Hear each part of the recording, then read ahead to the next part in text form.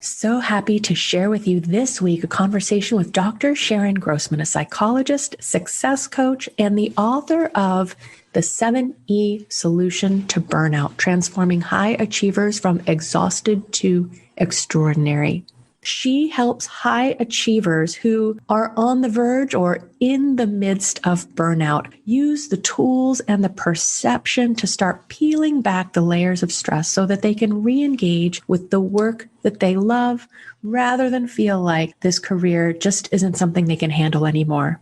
If this is something that you can relate to, or there's someone in your life who you see affected by burnout, I know you're going to get lots of treasures from this conversation. Enjoy. Hey there, friends. Are you looking for tools to resolve stress, reliable information to support your whole health, tips to help you motivate yourself, and identify when motivation is fading before it happens, implementation, accountability, and someone to remind you to celebrate even the small successes, where you could find tools you can use and accountability in a community that cheers you on, where information about health trends and lifestyle is reliable and straightforward. I know that you have what it takes to up-level your health habits and restore your resilience.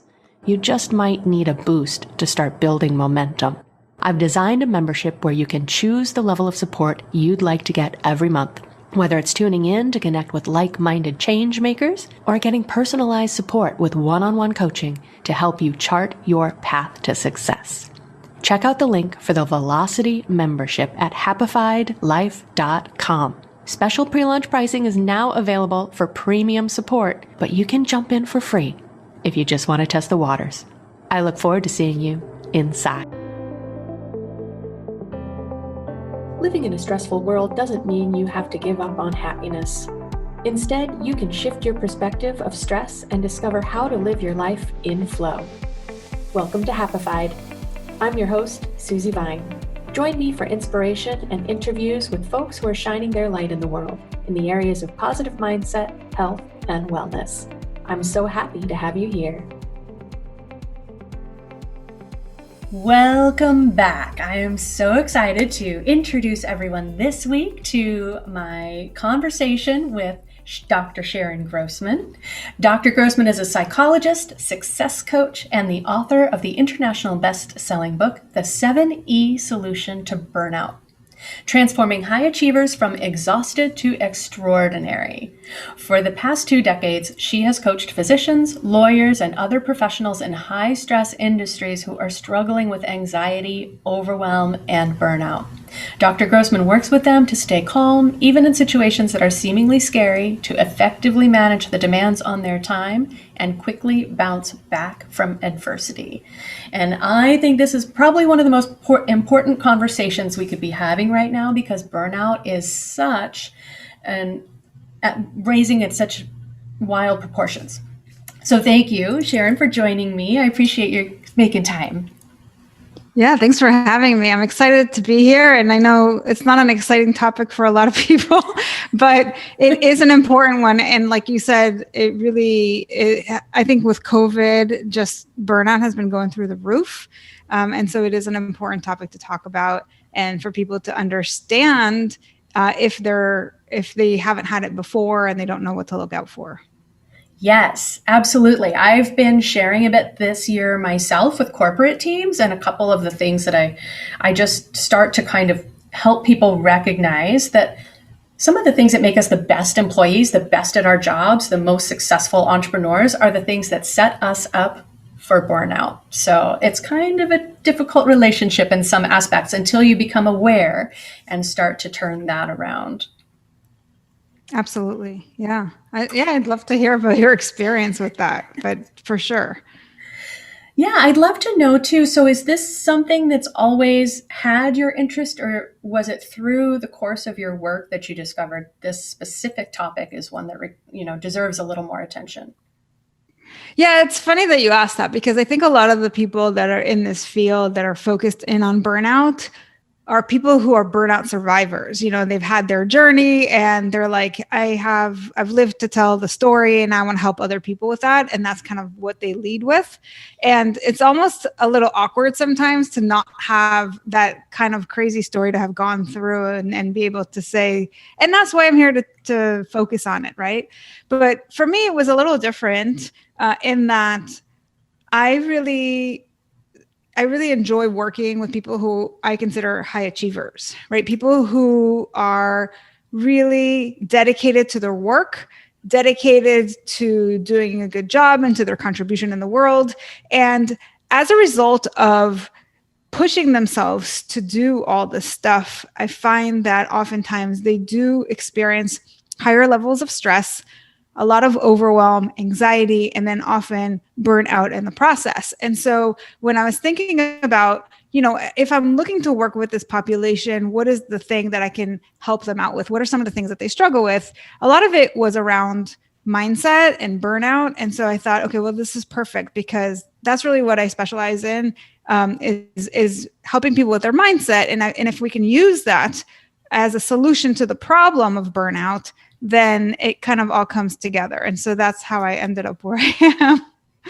Yes. I'm like breaking into spontaneous applause. I think that's such a powerful relationship that people aren't aware of or maybe discredit, that mindset could be enough to have a pretty profound effect on the way we manage our stress and whether or not it escalates into burnout. So thank you. I think that's so powerful to bring that recognition to people. Yeah. So I think part of the reason, and I wrote a book about this specifically because when I was doing my research on the topic, what I found was a lot of the books out there were really focused in on changing the system, focusing on external factors. My job is too demanding and things of that nature, all of which is probably true. But I feel like when you focus on those things that you don't actually have control over, it's very disempowering. And so I thought, well, we know that even when things are challenging on the outside, it's really all about how you manage them on the inside that's going to determine your results, your outcomes. And so my goal in writing the book and doing this work really is to empower people to think about what they can do to help themselves, even when the system is broken. Yes, I thank you. I agree. I think that it has been until your book a missed opportunity to help people feel, and empowered is a word that I use a lot too. Is that one of the 7 E's? Is that somewhere between exhausted and extraordinary? It absolutely is. Yes. Empowerment to the people. Awesome. I think that's terrific. I can't wait to check it out. I'm sorry I have not had a chance to check out the book yet, but I know I'm going to get even more kernels of wisdom from that. So in terms of how we get to this place, right? And I chose to start looking at stress specifically because I feel like it's kind of the common denominator. Everybody has stress in some fashion or form. What's your take on what leads people to feel as stressed out as they do, and then even move into that level of burnout? Yeah, so I don't know how you think about stress, but the way I think about it is that stress is really about perception. In other words, how you think about your circumstances and how you think about your ability to cope with those circumstances. And that's why you can have people that are in the exact same situation and they have different responses to that because they each have their different ways of thinking about it. Now, burnout happens when you have this chronic stress over time, and that typically happens when you feel like you don't have the resources to manage all the demands on you. So you're perceiving your environment as being overly demanding. And when I say overly, it's because you're saying to yourself, this is a huge challenge that I'm facing and I can't do it. I don't have the capacity, or like that's where overwhelm comes in too, right? Where it feels like it's too much and I can't handle it. And so we feel that pressure, that like stress, and a lot of times people have this in their jobs where, you know, they feel like there's this perpetual pressure on them to deliver, to do all kinds of things. And if that's the, I mean, you look at healthcare workers now, right, with COVID and all the additional things that they're facing as an example, it's a very high demand sort of situation. And if before it was demanding and people were burning out there, now it's even more so, because now it's like they're being asked to do additional shifts, and they're being asked to, just extend their hours or whatever it is. There's, as you get into the shortage of providers, you have to lean more heavily on the ones that exist. So that's just an example, right? So certainly, as we said, all those external factors can be true, but it's also like, how are you managing it? And so that's where there's this relationship. And I talk about in the book how there's this continuum, which I call the stress burnout continuum, right? And the reason for that is because people burn out, as we said, with stress building up layer upon layer over time, but they don't typically identify as burned out until they get to the end, right? Until they are like, there's nothing more to give. I can't do this anymore. It's probably like, I need to change my career, right? They get to the end of their rope. And what I'm trying to do is help people understand what to look out for so they can identify it early on, because we know when we feel stressed out, we can say, oh, I feel really stressed out, right? But to understand that stress is the thing that leads you to burnout, right? And then to be able to start to see what are some of the symptoms that are specific to burnout that keep coming up. If I can identify those early, then I can help myself prevent this from happening in the first place. Yeah, I think that's so powerful. Not only the perspectives that set us up for letting things be more stressful perhaps in our lives than they need to be, right? Like you said, that other people perceive the same events to be on that stress scale, if you will.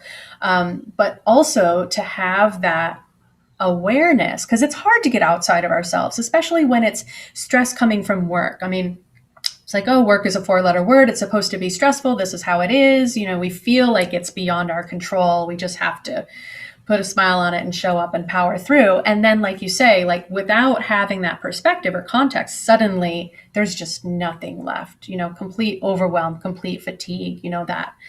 Like you say, do I have to change my career? I mean, that in and of itself, brings on a whole level of stress, and people, I'm sure, being hard on themselves, especially, like you say, working specifically with high achievers, who are driven to excel, and suddenly they feel like they just don't have any juice left. Yeah. And I think that's in particular really difficult for them because they feel like it's a personal failure of theirs, like there's something wrong with them. And B, oftentimes they actually really love the work that they do, but it's just not sustainable in the way that they've been doing it. And so they think that they have to change careers. And I think that in and of itself is heartbreaking to see somebody that is really like, people sometimes put 10 years of their lives to study to be on a certain track professionally. And then they finally are doing the work. And then they just, because a lot of times schools don't prepare you for the real world. They're not out there teaching you, how to manage your emotions, how to manage your stress, all this kind of stuff. And so, or like even time management or whatever it is that's going to help you be really successful and be able to manage those demands, right? How to prioritize yourself, include, self-care, how to be more mindful and not be so future focused, and the thing that brings up all this anxiety, right? So we're not taught that kind of stuff. And that's where, people really need to find resources to be able to keep up with this journey of theirs and to be able to sustain themselves. And that's why I do the work that I do, because I want to fill in that gap, essentially. Yes, thank you. And I think that's a really powerful point too, is initially we start doing work because we love the work or we love the service that it provides, right? We love the people that we're supporting. And when we get to that point, we've moved right up the stress continuum into burnout. We lose track of that. We, probably aren't feeling as effective, but certainly it's a lot harder to reconnect with what made us passionate about that work. And so coming back down, shifting back to reconnect with where that value is. And like you say, I'm sure a lot of people feel like there's no way I could change the job. So I'm just stuck with it the way that it is. I mean, it can feel so overwhelming. There's these industry standards or expectations, perhaps, that people think, well, this is just what I signed on for. I didn't know it at the time. But I think that starting to pull that apart and, like you say, putting priority on the self-care, on the tools that we need to be cultivating for ourselves and not looking too far into the future, we can start lowering the impact of those stressors that have all compounded to bring us to that point. Yeah. And I can tell you from experience that I've worked with people who were miserable at work, and they have gone through a personal transformation. They started to incorporate some new self-care habits and just changed their whole perception of stressors, and the way that they think about themselves as well.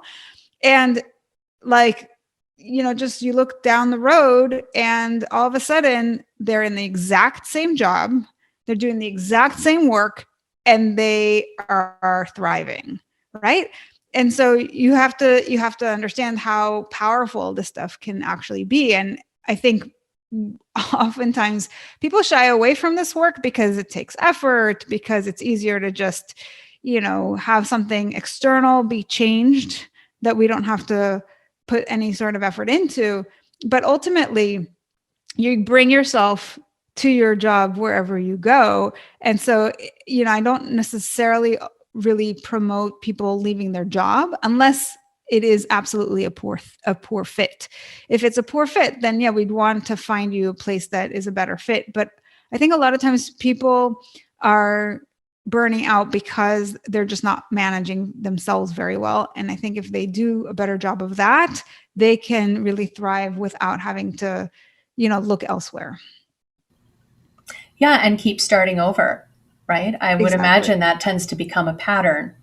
Oh, here I go. I got to find a new place to work. And then it all brings them to that same place. There's certainly people like that for sure, but you can't really move forward in your career if you're constantly jumping around. It's really hard to do that. Exactly. So I'd love to hear too, when I tell people I work in issues of stress, they say, so how can I live without any stress? Do you feel that stress is inevitable? And if it is, how can we live our best life without these negative effects of stress impacting us in such a way? Well, yeah, I think stress is inevitable so long as we continue to perceive things in the same way, right? So it's this very easy equation. We said stress is about perception. It's about two things, right? It's about how you perceive your circumstances and how you perceive your ability to cope with those circumstances. So long as you continue to perceive things in that same way, you're going to feel stressed out, right? But we also know that if you build resilience and you learn to turn your thoughts around to be more positive, you're going to feel less stressed. And if you do feel stressed and you implement some stress busting habits, you can also release the stress rather than let it accumulate. So that's another thing that I work with people on is, we're not trying to be so Pollyanna-ish about it, because even with all our best efforts, we're going to feel stress from time to time, right? But the idea is not to let it accumulate to the point where we get to that burnout phase because we've had layer upon layer upon layer of stress.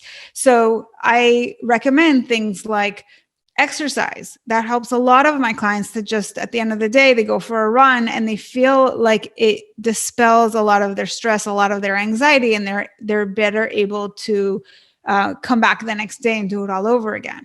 So that could be like just like peeling that layer of stress that they accumulated during the day.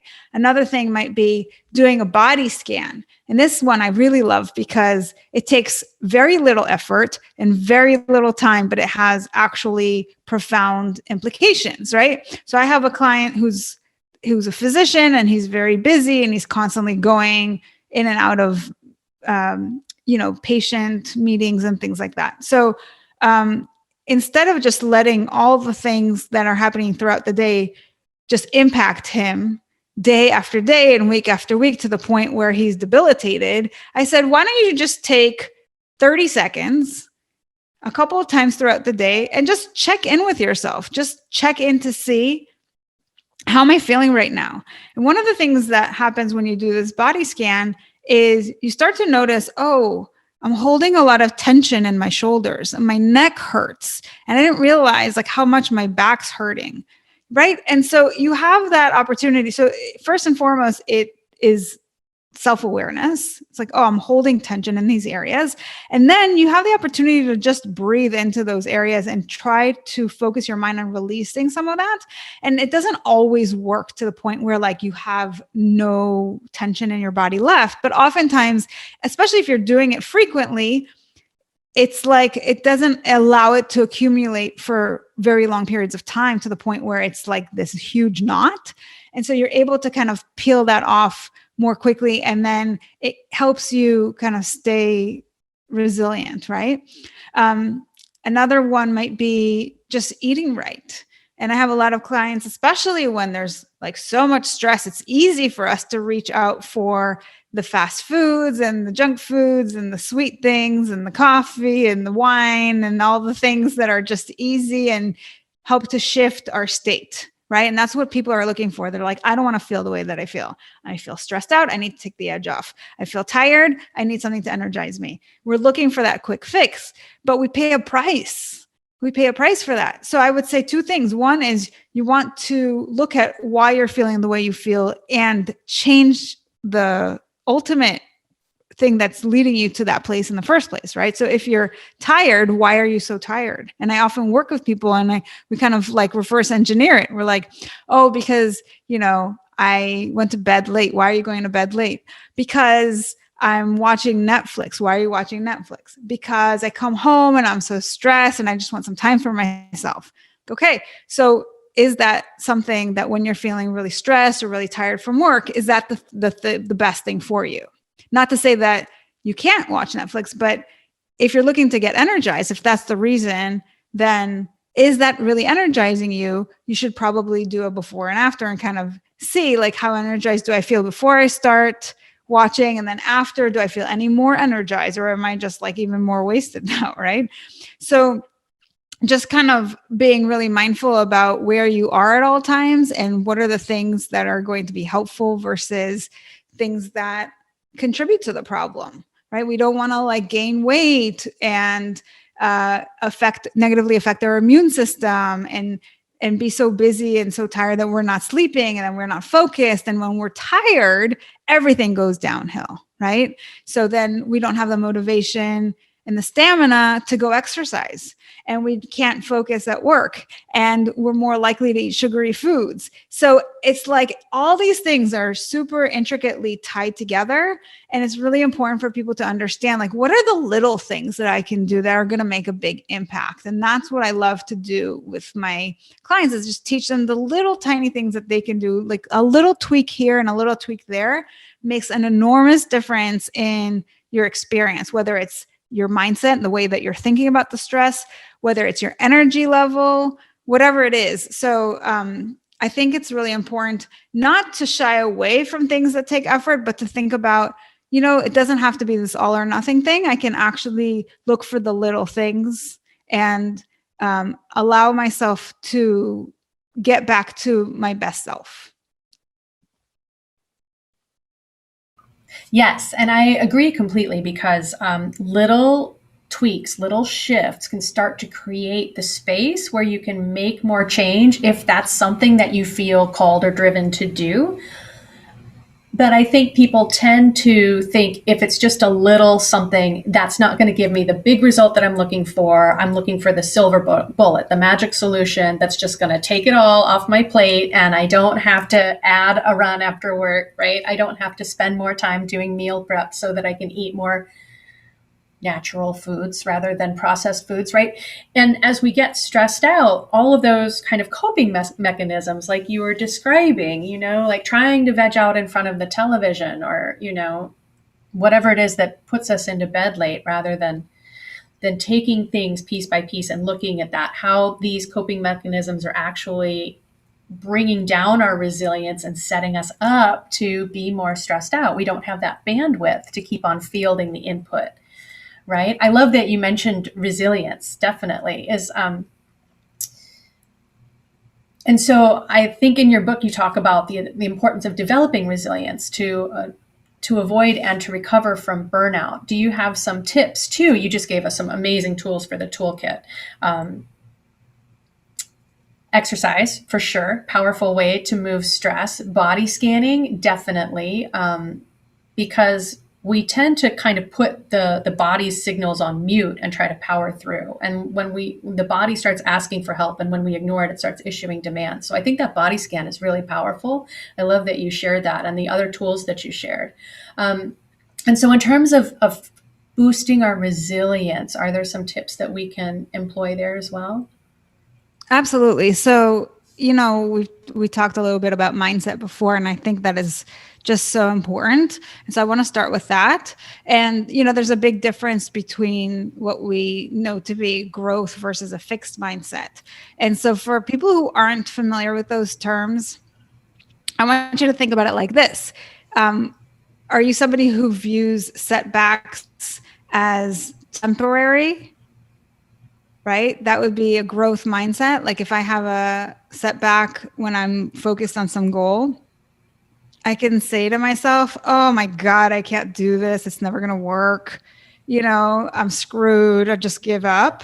Or you can say, this will pass. It's okay. Kind of just finding, that's the resilience, right? That's the way that you think about things. So you want to look at them as these temporary things that you are going to be able to overcome and bounce back from, and then be able to reframe those setbacks to mean an opportunity for growth. So what can I learn from my mistakes? What can I learn from my failures? What can I learn when the thing that I thought would work didn't work? And when you are able to focus in on learning, then you're not staying stuck. You're not, when we talk about resilience, just to define what that actually is, it's really being internally strong to bounce back from some sort of thing that led you to falling, right? So I always like to think of something like a trampoline where you jump and it like, there's this bounce that happens. So it like leads you to bounce back. And, when we don't have that resilience and we're faced with some sort of a challenge or a threat, oftentimes what you see is people will self-sabotage. They will talk to themselves very negatively. They will talk themselves out of whatever it was that they were going to do. They have a lot of excuses. They take victim roles and things of that nature. And that's an indication of a fixed mindset. And so that's not what we want to do. We really want to look at everything as an opportunity for growth, an opportunity for learning. Because, even when something that you tried doesn't work out, it is information that you didn't have before. You didn't know before what doesn't work, and now you do. And so now you know how to tweak what you're doing a little bit so that you can do it differently the next time around. And you keep tweaking and you keep staying persistent so that you can eventually get to your goal, right? So the idea is to be super persistent with whatever it is that you're doing and not let these things hold you back. The other thing is, when it comes to growth versus a fixed mindset, is to think of yourself as stronger with each adversity that you overcome, right? Oftentimes, a lot, when I started working with some of my clients, they felt very victimized by their circumstances. And I think that is understandable, right? But at the same time, it's very disempowering, because then you feel, again, it's this idea of things are happening to me and there's nothing I can do. And I want to say that that is almost never the case, right? You always have your mind. So even when things are challenging, what you can do is think about them in a different way. And as we said before, stress is something that's related to perception. So once you change the way that you think about it, you feel differently. And so you may not be able to change what's happening on the outside, but you can absolutely change how it affects you, right? And I think that's definitely empowering. The second thing I would say as a tip outside of mindset is related to attribution errors. This is something that often is associated with stress, right? Because when something happens and we think about whatever that is happening in a wrong way, we perceive it in a certain way that's not helpful to us, we're going to feel stressed out, and that's going to contribute to burnout over time. So an example of that is if I made a mistake, I can make it mean that there's something wrong with me, right? And how many times have you heard people say that? Exactly. You know, especially when people are burning out, they're like, there's something wrong with me, right? And in the same way that we would say, if you succeeded in a task, it doesn't mean that there's something right with you. It's just that you did the thing right. It's not about you. It's about what you're doing. And there's a great distinction there between, and then this is where I think a lot of people fall into this trap, with especially high achievers, right? Because in their work, they're putting so much value on what they're doing as something that has to do with them. So if I'm doing this thing and I'm doing great, then I'm a great person. But if I mess up, then I am a total loser and a failure, right? And those kind of labels are very unhelpful. We want to stay away from making something mean something about you. Rather, we want to look at what are you doing that's contributing to the success or failure of your goal. And so when you do that, you step away from making it about you. It's not an internal thing. Also, the other thing is a lot of times people attribute their success and failures to only something that they're doing. Like if I failed, it's because I screwed up. And we're not looking at, well, what else was going on? Because usually there's a number of factors that contribute to a failure. And so if you're not taking all those into account, then that's an attribution error, right? And lastly, when you think about things as persistent or as global, you think like, oh, it's always going to be like this, right? It's this very black and white way of looking at the world. And that's very unhelpful because it leads us to this very negative place. And then we get stressed out. So we want to avoid those kinds of ways of interpreting things that are happening around us and labeling ourselves and that sort of thing. So that's my second tip is really, we went from mindset to attribution errors, which is around the way that we think about things. And the third thing that I think really brings out resilience is when you find meaning in everything, right?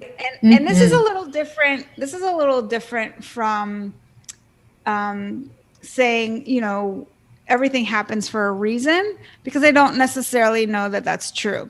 But what I would say is this: you want to make the best of what happens, right? So things happen, and sometimes they're good and sometimes they're bad. And of course, those are labels and those are just our thoughts about them. So they're not really facts, right? And that's a whole other conversation. But ultimately, what are you doing about this thing that's happening right now? So if your job is really demanding, if you're feeling really tired, what are you doing with that information, right? How are you managing? What are you telling yourself? So we make things mean a whole bunch of different things, right? And that's our thoughts. And we have something like 60,000 thoughts a day, right? And often those thoughts are the same thoughts over and over again. We're kind of in a loop, right? And so you have to really start to slow that whole process down and ask yourself, like, what does it actually mean? And what can I do that would best serve me, even when this isn't what I wanted, right? So oftentimes I'll have clients and they'll come in and they'll say, oh, well, I don't know, like I got really annoyed because my boss doesn't understand me. She doesn't listen, and she doesn't communicate very well, or whatever it is. And so I'll say to them, how do you want to feel about the fact that she doesn't communicate as well as you would like? Right? You're not going to change your boss, but how can you make the best of the situation? And ultimately, it's going to come back again to your internal transformation of like the thing you have control over, which is your thoughts. And your thoughts are going to contribute to your emotional state. And since we said we don't really want to feel stressed, we don't want to feel burned out, we don't want to feel anxious or overwhelmed, then that's where your power lies, is really in transforming those thoughts to be thoughts that serve you. Yes, I think that's so powerful. Recognizing again, I mean, from the beginning of our conversation, we keep coming back to this, that the power of our perspective, the meaning that we put into things has everything to do with how it impacts us and how much we carry it with us, or just put it aside and say, this is a learning experience and move forward without carrying that weight. Right. And yeah, so the power of perception and also curiosity. I think, again, like going back to your body scanning technique and just getting curious. Why am I so triggered? Because my boss is the way my boss has always been. Nothing is going to change there. So that's very empowering, I think, to say, Absolutely. okay, how do I choose to meet the situation? Because I know it's going to happen again at some point. I'm not going to expect it's going to happen tomorrow, because that's right, bringing more stress into the situation than there needs to be. But when it happens again, what's within my power? Right. And I think if we were going to boil down resilience into one thing, I would say this. It boils down to how much you trust yourself to handle anything that comes your way. A lot of times I get people who are super anxious and they're all about planning. What am I going to do? What am I going to do? I have to have a plan. And it's like, planning is great and I'm all for it. But we don't know that things are going to happen exactly the way you think it's going to happen, so that your plan is going to be implemented the way you want it to be. So ultimately, the best thing that's going to serve you is believing in yourself. When you can trust yourself to roll with the punches, that's resilience. That's ultimately what you're shooting for. And so that's one of the things that I'm really passionate about helping people get to, because I find that too often people actually don't trust themselves very much, and that's absolutely something that you can change. And that's, if there's nothing that's going to serve you better than that. I mean, that there's so much rolled into that, because it is about mindset and it is about, a belief system in yourself and confidence. There's just so much in there that is the one thing that I believe really most strongly in. That's so powerful, especially right now with everything that's going on in the world and everything that's kind of, landing on our plates, and life is changing and people are waiting for things to go back to normal. And I propose we create a new normal and move into the normal that we want to cultivate, not put ourselves back in these systems that weren't serving us. And so that's exactly it. How much faith do you have in yourself to respond to things as they come up? You have to have that confidence that's in yourself. adaptability. Yes. Right? Yeah. I love it. I think if people can really get to that place, you could do anything, right? It doesn't matter what's going to happen tomorrow. You don't have to plan for it, because you'll figure it out. And if you have that attitude, then that's it. That's all you need. Right. And I think it served me incredibly well. Right. And I know it's sometimes a tough pill for people to swallow, especially when they don't trust themselves and they don't know how to trust themselves, and they're looking for something else that maybe would be a quicker fix. But I honestly think, like, when you are empowered truly and you can really rely on yourself and you've got your own back, nothing will stop you. You absolutely will be on fire. Right? And that's the biggest gift that I can give people. Yes. Yes. Taking back that power, recognizing that we have the power. Maybe we chose to give it away. Maybe we just, didn't even realize that it's there. We can, or right? Didn't realize that we gave it away, right? Because I think, like, it's not often a conscious choice. It's just we feel like, and that's where our mind comes in, right? Because we have all these thoughts and we just believe them because they're there. We don't realize that they're not necessarily based in truth. Exactly. Right. And so we end up giving our power away because we think that the thoughts that we're having are true. And so we have to do the thing in the way in which we're doing it. And so it's really about turning all of this internal stuff around. And that's what's so transformative about this process.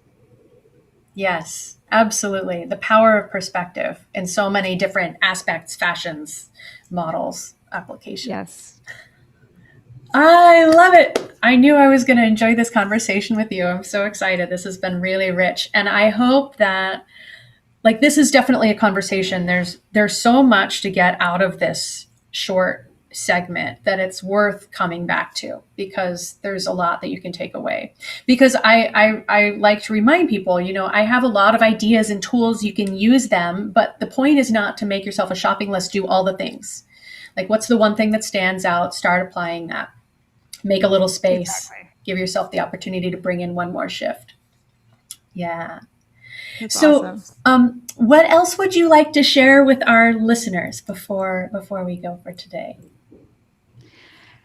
Well, I think we've talked about a number of tools and some great places to focus if you're struggling with stress, anxiety, overwhelm, burnout, any of those things. And if you want more, I would really turn you to the book that I wrote, because it's got a whole workbook that comes with it. And so you can really coach yourself through this, right? And that's a very affordable way of doing the work. And of course, if you're looking for some other digital resources, I've got a webinar and I've got some other online stuff. So you can find all that information on my website. Beautiful. And we're going to have the link in the show notes so people can track back and connect with you. And absolutely, the book would be a phenomenal place to start, at least to start cultivating this awareness and recognize how much power we have to start making these shifts. Absolutely. I think if especially now with the heightened stress levels that people are facing, and it's real, like there's a lot of change and people are super anxious about the unpredictability of the situation. But at the same time, I have to tell you, there's a lot of people that are thriving, and that's because they took the situation by the horns and they just ran with it. And I think that's ultimately your choice, right? You can decide. And that's what we've been talking about, resilience and adaptability and all the things, right? So you can always come back to the question, how can I make the best of this situation? What's going to serve me best? And I think that is such an empowering question. And that's where all of your curiosity comes in. That's where all of your creativity comes in. So I really encourage you to use these tools that we've shared today to help yourself in whatever situation you're facing. Exactly. Definitely. Because stress doesn't need to start moving up the continuum. If we're aware and mindful, we can keep it at the lower level. Life is going to serve up stressful situations, and the way that we respond to them has everything to do with the impact. Absolutely. Yeah. Thanks, Susie. Oh my goodness. It's been such a treat. Thank you. I'm so glad you joined me, Dr. Grossman. Thanks so much. It's been really fun. I love sharing these tips, and I hope that all the listeners are excited about them, even though, as we said in the beginning, this isn't something that people get excited about typically. But I think personal growth, however you want to package it, is something that you can get excited about. So think about it that way, and use the tools and see how you can start to implement some of these things right away. Yep. It's just that easy. Yep. Beautiful. Oh, thank you so much. It's been a treat. You take care. Thank you for having me. Thank you for tuning in today. Check out the show notes for any links we mentioned. To learn more about living life with less stress and more flow, visit happifiedlife.com. And if you found value in today's episode, make sure you subscribe to catch the next one, and leave a review to help fellow pod surfers find Happified. Until next time, keep on shining.